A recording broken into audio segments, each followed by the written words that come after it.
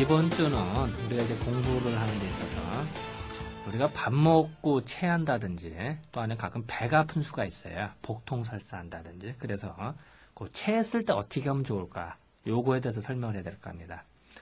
우리가 보통 체했다고 하면은 두 가지 의미가 있어요. 하나는 식체, 밥 먹고 체한 걸 식체라고 그래요. 또 하나는 기체, 우리가 기가 막힌다고 그러죠. 그게 기체예요. 우리는 기체와 식체를 통틀어서 체했다고 그래요. 우리가 간혹 그런 수가 있죠. 밥을 와장창 먹었다. 이러면 체하죠. 근데 밥은 참 맛있게 먹는데 먹고 났는데 도중에 누가 자존심 건드리는 얘기를 한다든지 기분 나쁜 얘기를 듣다. 그러면 먹은 게 탁 얹혀요. 정말 거짓말같이. 5분 전까지 맛있게 먹었는데 기분 나쁜 얘기 딱 듣고 나서 얹히는 사람이 있어요. 그거를 우리는 기체라고 그래요. 기가 막힌 거예요. 우리가 세상 살다 보면 기가 막힌다는 소리 가끔 하죠. 그게 우리가 막히는 거예요. 우리 한의학에서는 넓은 의미로 체한 거다라고 생각을 해요. 그런데 우리가 보통 그 체했다. 자, 일단은 크게 이제 기체와 식체로 나눠지고 하는데 우리가 이제 보통 체했다고 하면 되게 어디가 아프냐면요. 요게 이제 동인인데 요게 갈비뼈예요. 요게 배꼽이고요. 배꼽. 배꼽과 명치라고 그러죠. 명치와 배꼽이 있는데 요 명치 밑에가 되게 아파요. 눌러보면은. 이건 여러분도 금방 알 수가 있어요. 자, 다시 한번요. 자, 요게 젖꼭지고 가슴이고 이게 횡격막이에요. 그리고 이게 배꼽이에요. 그럼 배꼽 위에 요 자리에 심하부라고 그래요. 우리는. 옛날에는 심장이 여기 있다고 생각을 한 거예요. 근데 사실 심장은 여기에 있죠. 심장은 여기에 있으면 여기 있다고 생각을 하는데 요 심하부, 즉 요 명치 밑이가 아파요. 딱 누르면 으악 하고 비명소리로 또 눌러보면 꼭 돌멩이가 있듯이 뭐 돌멩이는 아닙니다만 돌멩이가 있듯이 딱딱하게 느껴지는 수가 많아요. 그래서 그것이 우리가 보통 체했다라고 하는 것이 그 자리가 아파져요. 그럴 때는 어떻게 하느냐? 우리 혹시 여러분 시골에서 체했을 때 손가락 딴다는 얘기 들어보셨어요? 근데 가만히 생각하면 손가락을 딸 때는 요령이 또 어떻게 되냐면은 옛날 할머니들이 손을 탁탁탁탁 이렇게 쳐요. 예, 피를 mon다 그러죠. 피를 몰아가지고 손가락을 실로 또 묶어. 실로 묶은 다음에 여기를 바늘로 딱 따요. 우리가 그렇게 하는데 아주 재밌는 거는 서양 사람 근데 딱 할머니들이 손가락 따고 피를 딱 흘리면 정말 체한 게 나서요. 근데 서양 사람들이 이해를 못 하는 거야. 도대체 손가락하고 위하고 무슨 상관이야. 이거 소화제도 아닌데 왜 이게 이렇게 되느냐. 이상하잖아요. 그죠? 그래서 한데 우리 한의학에서는 그렇게 생각이 들어요. 우리가 가끔 혹시 어렸을 때 여러분들 도랑에서 냇물이나 도랑 같은 데서 댐 만들어서 노는 적 해봤어요? 도랑 같은 데 이제 댐을 만들어요. 애들이 흙 이렇게 해서. 그러다 물이 좀 쌓여지면은 갑자기 그걸 딱 트죠. 그럼 밑에가 이제 뭐 한다든 이런 놀이 해보죠. 우리 어렸을 때 이런 식으로. 우리가 체했다고 한 거는 막힌 거예요. 기의 흐름이. 막혔기 때문에 막힌 데는 댐도 마찬가지죠. 물을 막아놓으면 압력이 높아지죠. 그랬다가 댐이만에 조금만 균열이 있었다. 구멍이 좀만 더 그러면 순식간에 다 부셔지죠. 사람도 마찬가지예요. 기의 흐름이라고 하면 사람 몸에 12개의 경락이 크게 있대요. 이 경락으로 기라고 하는 게 이렇게 돌아다녀야 되는데 사실 기는 눈에 보이는 건 아니죠. 근데 기라고 하면 돌아다녀야 되는데 어디 막혔어. 안 흘러. 그러면 정체가 되겠죠. 어딘가는 정체가 돼. 막혀 있어. 그게 체한 거야. 그러면은 그 부분을 일부 탁 뚫어주면은 금방 또 풀려요. 그 압력 때문에. 댐이 부셔져도 순식간에 풀려요. 사람의 기혈순환이 막혔어요. 막혔을 때 손가락 끝에 피만 딱 한 방울만 흘려줘도 그것이 빌미가 돼서 막힌 게 풀어지는 역할을 해줘요. 그런 역할을. 그래서 이제 댐이 막힌 걸로 풀어준다고 생각하면 이해가 쉬워요. 더군다나 요 엄지손가락 보면 피를 내는 위치가 어디냐면은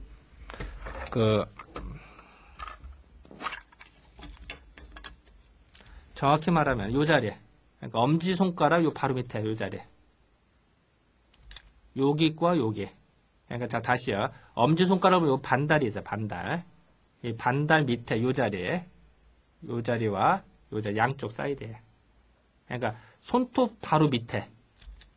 양쪽으로 보면 돼요. 그 자리를 딱 피를 한 방울씩만 떨어뜨리면. 아니면은, 아까 제가 이런 란셋이라고 그랬어요. 요런 거, 요것도 다 시중에서 팔아요. 물론 요것은, 요건 다 일회용인데요.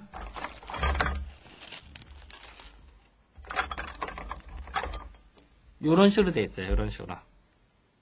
이런 식으로 돼서, 요거를 이렇게 딱 따요. 딱 따면 이렇게 변하죠. 그래서 요거를, 요 끝을 딱 눌러주면 돼요. 아무리 세게 찔러봤자 요만큼밖에 안 들어가요. 요 정도. 아주 그죠? 한, 0.2cm? 2mm, 3mm밖에 안 들어가기 때문에 과감하게 찔러도 돼요. 과감하게 위치는 손톱의 요 자리 밑에 양 사이드를 탁 찔러줘서 피만 한 방울만 떨어뜨리면 돼요. 근데 정말 또 재밌는 거는 뭉쳤을 때 딱 피를 빼면 또 피가 또 검어. 우리가 보통의 피는 선홍색이죠. 그런데 선홍빛이 아니라 검붉은 피가 나는 수가 많아요. 물론 뭐 다 그런 건 아닙니다만. 그래서 우리가 시골에서 할머니들이 손가락을 따는 것이 의미가 있는 거다. 효과가 상당히, 더구나 여러분들이 만약에 산에 가서 뭘 잘못 보면 꽉 얹혔다. 그런 참, 대책 없어요, 갑자기. 그랬을 때, 응급조치 방법으로. 대개 가면은 머리핀 같은 것도 있잖아요. 그죠? 아니면 이쑤시개라든지, 아니면 좀 삐죽한 걸로. 피를 안 흘려도 돼요. 자극만 줘도 상당 효과가 좋아요. 되게 실 같은 것도 있을 수도 있고, 아니면 헝겊, 아니면 옷 좀 찢어도 이렇게 가능하니까. 그렇게 하고, 그렇게 바늘 같은 거, 삐죽한 걸로 피에 한 방울씩만 딱, 물론 바늘 같은 거 소독을 좀 해야겠죠. 그냥, 이런 거는 다 일회용이고, 다 소독이 다 돼 있는 거를 한 번 쓰고 다, 물론 버리는 거예요. 이건 이제 쓰고 버리는 건데. 보통 이런 게 없다. 그러면은 바늘이라도, 옷핀이라도, 이제 불에다 한번 달군 다음에, 닦은 다음에 사용을 해줘야겠죠. 왜 그럴까요? 쇠를 사용을 할 땐 잘못하면 거기에 녹균이나 이런 게 파상풍에 걸리기 쉬워요. 잘못하다가는. 이제 그래서 이제 소독을 할 필요가 좀 있는 거죠. 이제 그런 게 좀 필요하고요. 또, 우리가, 체했다. 그럼 또 어딜 누르면, 요거 합곡이라는 혈자리, 합곡. 합할라빠지야. 골짜기 곡자래요. 그래서, 골짜기 같이 생겼어요, 이게? 골짜기 같이? 그러니까 이 합곡혈을 누르는데, 위치를 어떻게 잡냐면은, 요 손가락을 잡는데, 요거 딱 누르면 아픈 자리가 있는데, 요 자리를 누르는데, 방향을 이쪽을 향하도록. 엄지손가락 쪽을 향하도록. 자, 다시 한 번요. 이게 합곡이라는 혈자리예요, 얘가. 합곡이라는 혈자리인데, 여기를 그냥 이렇게 누르는 것도 있습니다. 요거 마지막 보면 딱 마주치네. 요 자리를 누르는데 힘을 줄 때, 방향이 어디냐? 방향을 이쪽 향을 하면 효과가 돼요. 또 이렇게 누르면 아파요. 자, 다시 한 번요. 합곡혈을 누르는 게 아주 효과가 좋아요. 좋은데, 요 자리. 를 누르는데 끄트머리 한번 딱 갈라지는 쪽이죠. 뼈가 갈라지는데 힘의 방향은 반드시 손가락 방향, 요 방향으로 힘을 딱 주면은 아주 효과가 좋아요.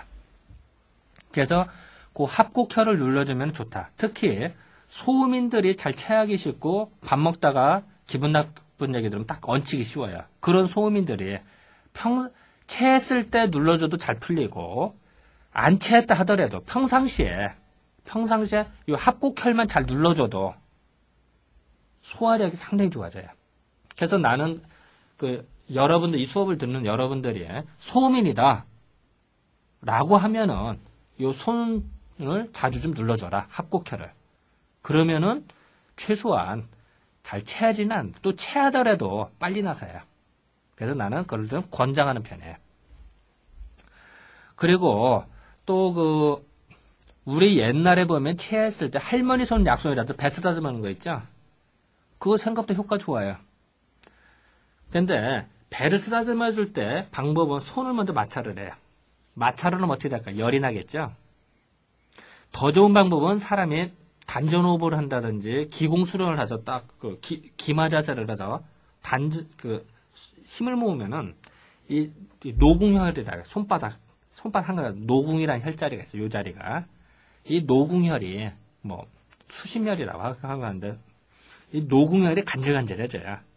아마 여러분들 그 단전호흡이나 아니면은 뭐 기공체조한 사람 알 거예요. 요 노궁혈이 간질간질해져. 그리고 이 열이 나. 그래서 뭔가 기가 솟치는 듯한 힘이 나요. 그래서 여러분들 무협지나 이런 거 뭐 장풍할 때 탁 했을 때 뭐 손바닥 나오고 하고 막 기체조할 때 사람이 기공으로 기치료 사람을 치료할 때 기치료할 때 손으로 막 탁 이게 환자다. 이제 막 손으로 막 해서 손도 안 댔는데도 치료가 되는 거 나오죠. 노궁혈에서 자극이 나와요. 그렇게 기가 나와요. 그건 정말 맞는 얘기예요. 그거는 그 요새 적외선 촬영기라고 사람의 체온을 정확히 체크하는 촬영기가 있어요. 그런 걸 딱 하면 여기가 색깔이 변해 진짜로. 똑같은 손인데도 딱 단전호흡을 하는 순간 색깔이 변해져. 그건 가능한데 옛날 할머니들 그걸 알았던 거예요. 내 손주란 말이야. 내 자식이 아플 때 얼마나 마음이 애절하겠어. 그리고 그 온 힘을 해서 나사라고 기운을 해서 손으로 기운을 모아요. 그럼 정말 노궁혈로 기가 집중이 돼요. 그거를 쓰다듬어요. 그런데 쓰다듬을 때 특징은 배를 이렇게 쓰다듬어 줄 때 시계 방향으로 해줘야 되는 거지. 거꾸로 반시계 방향으로 한다. 이런 효과가 반밖에 안 나. 다시 한번요. 이 시계 방향으로 해줘야 풀려나가는 거야. 이 세상의 치라고 하는 거는 이 시계 방향으로 흘러가면 진전이 되는 거예요. 반시계 방향으로 후퇴가 돼. 우리가 나사도 어떻게 돼? 시계 방향으로 돌면 앞으로 나가죠. 반시계 방향으로 하면 어떻게 돼요? 거꾸로 후퇴가 되는 거예요. 세상의 이치예요. 우리 시계도 그렇고 옛날 하도 낙서라고 그래서 옛날에 그 주역에 보면은 항상 좌선이라 그래. 왼쪽으로 이렇게 올라가서 이렇게 돌아가는 거예요. 그게 시계 방향이에요. 좌선이 전진하는 거고 우선 오른쪽으로 도는 거. 즉 이렇게 돌아가는 거를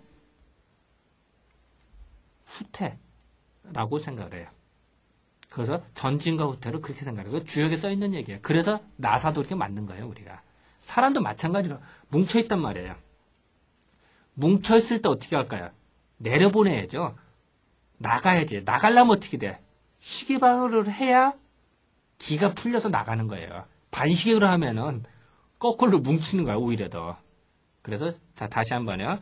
배를 쓰다주면 반드시 시계 방향으로 쓰다줘. 또 혹시 여러분들 데이트하다가 애인이 갑자기 체했다. 그걸 또 어떻게 하겠어요? 시계 방향으로 배를 살살 쓰다듬어줘라. 그러면은 안 한 것보다는 훨씬 낫더라. 이런 거를 좀 아시면 좀 좋을 것 같고요. 그리고 이제 또 체질적으로 보면 또 재밌는 게 태음인 같은 경우야. 태음인 같은 거는 날밤 있죠, 날밤. 우리 먹는 밤이 있죠. 날밤만 이렇게 먹어도 많이 좋아져요. 그냥 씹으면 또 아니면 밤을 구워요. 군밤.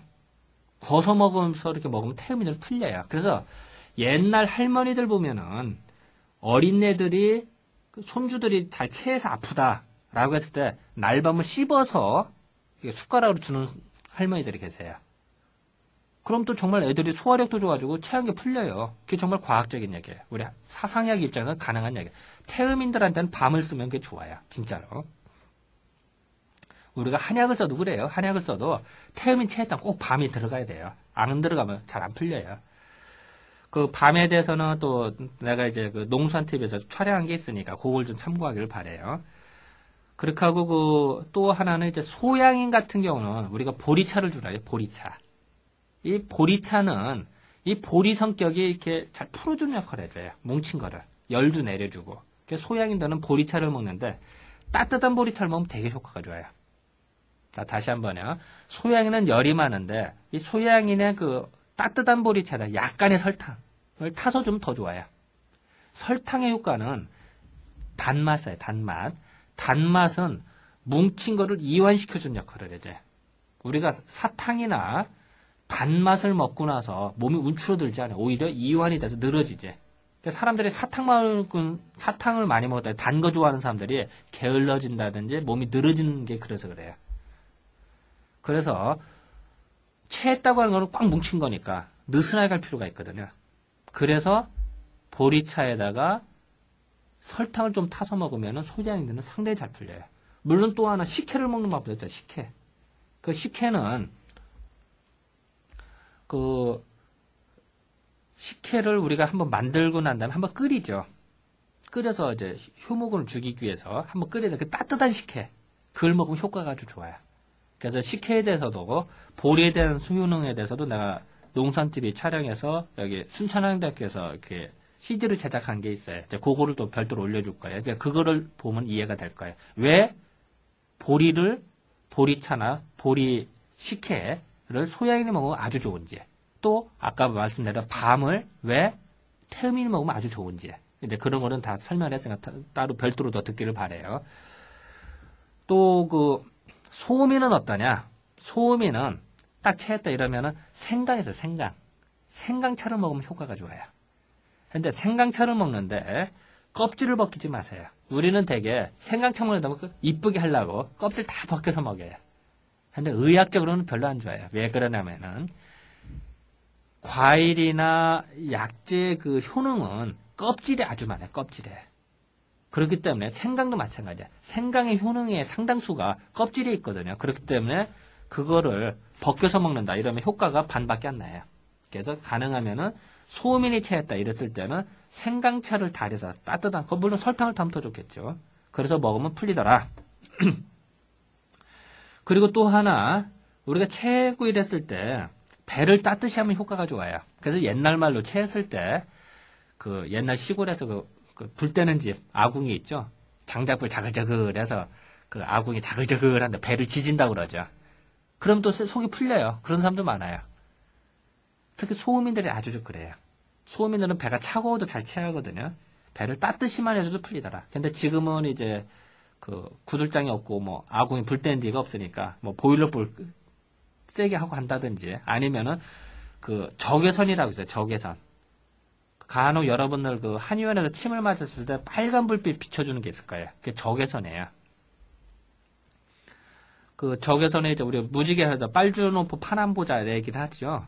그래서 그 붉은색 그 다음에 있는 게 적외선이죠. 자외선은 이제 자색 이쪽에서 푸른빛이 나는 거고, 그래서 붉은빛에 더 나는 게 적외선인데 그 적외선을 비춰주면 따뜻해져요. 그래서 그걸 비춰. 요새 가정용으로도 많이 나와 있어요. 보통 뭐 가격은 얼마나? 네, 가격은 모르겠고 적외선 또 따로 살려기 귀찮으면은 전구만 사요. 적외선 전구만 사서 집에 스탠드 있죠. 그래, 스탠드에다 끼면 돼. 그래서 쓰면 그 적외선이 되는 거예요. 괜히 세트를 살 필요 없어요. 그래서 그 적외선만 잘 비춰줘도 좋다. 특히 소음인들, 여자들 중에 배가 차가운 사람들 있어요. 평상시에 냉대가 나온다든지 아랫배가 차갑다든지 그런 사람들도 임신도 잘 안 되고, 또 임신해도 그 유산한다든지 유지하기가 어렵죠. 또 부부관계를 맺어도 아랫배가 차가운 여자들은 그 애기 잘 안 나와요. 부부관계를 하면은 이렇게 여자한테서 분비물이 잘 나와. 이게 그 윤활유 역할을 해서 부드럽고 기분이 좋은데 윤활유가 잘 안 나오면 어떻게 될까요? 뻑뻑하고 아파요. 그럼 여자는 싫어해요. 그러니까 부부관계를 더 멀리하게 돼도 남자도 별로 안 좋고.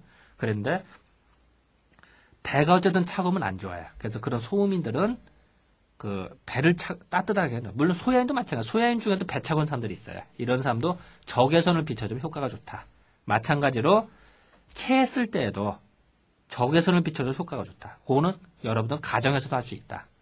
이런 거는 말씀드려요. 옛날엔 그런 방법도 썼어요. 어떻게 하냐면은 그 주발 있죠. 밥. 옛날에는 이제 주발에다 따뜻한 밥을 퍼요. 그리고 뚜껑을 다 닫고 헝겊을 한번 싸요. 그러면 따끈따끈하겠죠. 그죠? 그거를 배에다 올려요. 단전. 배꼽 밑에. 어디냐면은 요거 배꼽 밑에 단전이야. 여기를 따뜻하게 해줘요. 그러면 배가 풀려요. 진짜로. 요런 방법도 썼어요. 아니면 또 옛날엔 또 그 자갈 있죠. 자갈을 따뜻하게 데펴서 사용하기도 했었는데 어쨌든 지금 뭐 그렇게 번거로우니까 적외선만 사용해도 효과가 좋더라. 물론 뭐 뜸을 떠도 좋은 방법이 있어요. 한의원에서 이제 중환이라고 그러죠. 중환은 어디냐면은 명치하고 배꼽악 가운데 중재. 자, 다시요. 명치하고 배꼽악 한 가운데 중환. 이 중환에다가 뜸을 떠주면은 뭉친 게 잘 풀어져요. 그래서 한의원에다가 침 놓고 되게 중한테 뜸을 한번 떠주죠. 그럼 뭐 체한 게 쫙 풀려나가요. 정말 효과죠. 이거는 집에서 할 수도 있어요. 여러분들이 뜸을 뜬다대. 뜸 뜨기도 어렵다. 그러면 밥이죠. 밥. 아까 주발에다가 밥 좀 담아가지고 따뜻한 밥을 여기다 올려놔요. 그냥 되면 살 되기 좋으네. 헝겊 하나 되고. 그래도 그것만 해도 안 한 것보다 100번 나아요. 다 집에서 할 수 있는 방법이다. 이런 거를 하는 게 효도다. 최소한 여러분 이 수업을 들어서 여러분들 결혼해서 남편이 그렇다든 아니면은 시어머니가 그렇다든 시부모 아니면 여러분들 자기 이런 분들한테 그것만 해줘도 상담은 풀리고 귀여움 받아요. 아쉬울 때도 치료해봐. 평생 고객이 되는 거고 평생 그 시어머니가 잘해주게 돼 있어요. 그런 방법들이 좋다. 그래서 지금까지 말씀드린 거는 밥 먹고 체했을 때 하는 방법이다. 다시 정리하면요. 밥 먹고 체했을 때는 기체와 식체가 있는데 체했을 때는 손가락 따주는 것도 하나의 방법이고 배를 따뜻하게 해주는 것도 방법이고 손을 문질러주는 것도 하나의 방법이고 또 뭐 따뜻한 보리차를 먹는다든지 밤을 먹는다든지 이런 것도 다 방법이고 뭐 적외선을 배출해 다 방법이다. 하지만 또 하나 아주 극단적으로 부항을 하는 수도 있죠. 부항을 해서 아까도 제가 다른 시간도 설명해 이런 부항 같은 걸로 이 등을 건부항으로 붙였다 뗐다 하는 방법도 있어요. 그래서 속이 풀려요. 다 가능한 이야기다. 자, 요렇게 해서 이제 식체를 말씀드리고요. 그 다음에는, 기능성 복통이라고 말하기도 하고, 허한성 복통이라고도 얘기를 하는데요. 우리가 어린애들 보면은 간혹가다, 여러분들도 나중에 결혼해서 애를 다시 길러보면 알아요. 또 아니면 여러분들 조카를 보면 알아요. 간혹가다 어린애들, 특히 나이로는 국민학교 다니는 애들이나 아니면 유치원 다니는 애들이 보면은 가끔가다 배 아프다고 해요.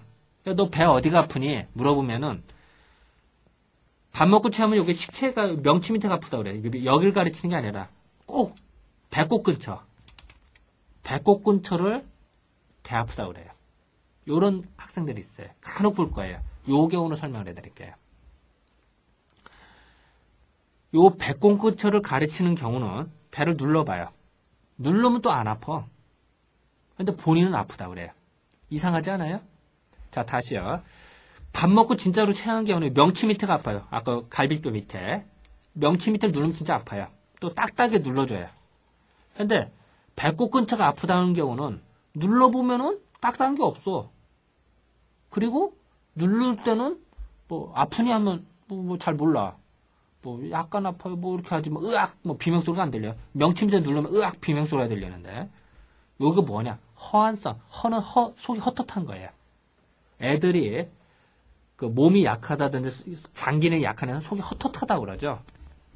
얘는 속이 헛헛하면 아파지고 또 차가워서 생겨요. 즉 애들이 아이스크림이나 냉면, 팥빙수 이런 거 많이 먹은 애들이 아파요. 대부분의 배꼽 근처가 아프다고 하는 애들은 공통적인 특징이 찬 거를 평상시에 많이 먹어요. 그리고 속이 헛헛하다. 그래서 식욕도 별로 없어요. 반찬 투정 많이 하고 이런 애들이에요. 속이 헛헛한 거는 한약을 쓰면 다 나서야. 차가운 거는 평상시에 아이스크림이나 팥빙수 같은 찬 걸 안 먹어야 돼요. 그걸 금하는 게 첫 번째예요. 그리고 또 이런 애들의 특징 참 재밌는 것이 자기가 뭐 하기 싫은 게 있을 때 엄마가 어거지로 학원을 가라고 했다. 아니면은 엄마가 이거 심부름 막 나 하기 싫어 놀고 싶은데 책 보라고 했다. 아니 심부름 시킨다. 하기 싫거든. 하기 싫은 생각이 딱 드는 순간 진짜로 배꼽 근처가 아파요. 거짓말하는 건 아니야. 안 아픈 거를 아프다고 거짓말하는 건 아닌데 진짜로 그런 생각이 딱 드는 순간 진짜로 배가 아프다니까. 그 아프다고 얘기를 하는 거예요. 근데 특징은 배꼽 근처를 가르치고 눌러보면 안 아프더라. 이걸 이름하여 뭐라고 할까요? 꾀병이라고 그러는 거예요. 뭔가 하기 싫을 때. 여러분도 이거는 어른은 그렇지 않아. 어른은 그런 게 아니라 애들은 그래요. 그래서 여러분들 조카라든지 결혼해서 애들을 낳았을 때 배가 아프다고 할 때 유심히 봐라. 허한성 복통인지 식체인지를. 허한성 복통일 때는 반드시 배꼽 근처가 아프다고 그러더라. 그럼 꾀병이다. 그래서 여러분들은 그게 애들이 아프다고 그러면은 뭔가 요놈이 불만이 있구나. 뭔가 하기 싫은 게 있구나. 욕구불만 있구나 알아차려서 대처를 해줘야 되는 거야. 그리고 차가운 걸 금해야 돼. 그것이 특징이다. 그리고 또 이제 요랬을 때는 당연히 찬 거를 금해야 될 것이고, 또 보리차를 먹는 것도 하나의 방법이고, 또 평상시에 특히 이제 소음인 같은 걸 어떻게 하냐면은 수정과 있어요. 수정과. 수정과가 계피하고 생강하고 다른 거예요. 평상시에 수정과를 주면 그 치료가 돼요. 수정도 애들 잘 먹어요. 또 인삼차나 대추차를 주는 것도 하나의 방법이 될 거예요. 그래서 자, 생강차나 수정과나 인삼차나 대추차나 이런 거 다 먹어요. 속을 따뜻하게 하는 거예요. 속을 따뜻하게 하면은 배가 따뜻해지면 어떻게 될까요? 배 아프다는 얘기가 없어져. 진짜로. 거짓말같이. 어쨌든 배가 차가워서 좋을 건 없어요. 어린애들은. 그래서 애들한테는 찬 거를 금해라라고 하는 것이 올바른 정답인 거예요. 자, 또 다시 한번 설명을 해드릴까요? 그 허한성 복통일 때는 배꼽 근처가 아픈 거 이건 꾀배인 경우가 많고, 그러고는 속이 차가워서 생긴 거니까 그 소음인 같은 경우는 그 따뜻하게 해주는 게 좋겠고, 태음인도 마찬가지로 꾀병 부린 수가 있어요. 그런 거는 그 아이스크림만 금하고 그 해도 많이 좋아지고, 소야인 같은 경우도 그 가능한데, 그런 경우는 사실은 우리가 그 산수유 같은 거, 산수유차를 주면 많이 좋아져요. 산수유가 속을 많이 따뜻하게 해주거든요. 그런다거나 하면 식혜를 준다든지 하면 많이 좋아진다. 어쨌든 그런 것들을 이제 알고 있는 게 우리가 대처하기가 좋겠다. 자, 이번 주는 종합을 하면요, 그 식체와 허한성 복통 크게 말씀드린 거예요. 물론 식체는 기체와 식체로 나눠줄 수가 있다. 체했다고 하는 거는 그 특징은 명치 밑에가 아픈 거고, 누르면 아프다. 꾀병일 때는 배꼽 근처가 아프다 그러더라. 이게 큰 특징이다. 그래서 그 조치 방법은 체했을 때와 허한성 복통일 때 조치 방법이 틀리다. 요거를만 알고 있어도 여러분들이 나중에 결혼하셔서 자식을 기를 때 도움이 되지 않을까. 또 아니면 지금 뭐 조카들을 볼 때도 도움이 되지 않을까. 이렇게 좀 설명해 드리면 될 것 같아요. 자, 이번 주는 이 정도로 마칠까요? 네, 감사합니다.